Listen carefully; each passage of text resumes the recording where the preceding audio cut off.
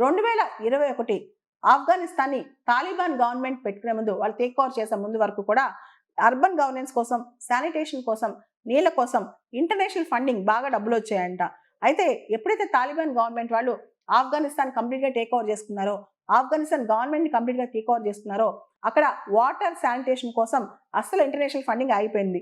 దగ్గరలో ఉన్న పంషీర్ అనే నది నుంచి నీళ్లు కాబూల్కు మళ్లించాలన్నా దాదాపు $300 మిలియన్ నుంచి $400 మిలియన్ వరకు ఖర్చు అవుతుందంట.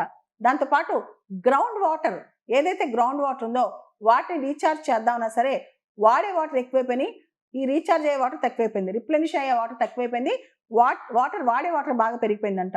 దాంతో కాబూల్లో నీళ్లు కొనుక్కోవాల్సిన పరిస్థితి, డబుల్ ద ప్రైస్ అనమాట. ఇప్పుడు నీళ్ళు అమ్మే కంపెనీస్ అన్ని కూడా పెద్ద పెద్ద కంపెనీస్ వచ్చేసి చాలా రేట్లకి నీళ్ళు అమ్ముతున్నాయి. కాబూల్లో 85% మంది కూడా చాలా పేదరికంలో ఉన్నారు. 85% మంది కాబూల్ చుట్టుపక్కల ప్రాంతాల్లో రోజుకి $1 సంపాదన కూడా లేదు. వాళ్ళు సంపాదించే దానిలో 30 నుంచి 50% నీళ్లు కొనుక్కోవడానికే ఖర్చు పెడుతున్నారు అనమాట. సో ఈ పరిస్థితి ఇప్పుడు కాబూల్లో ఉంది.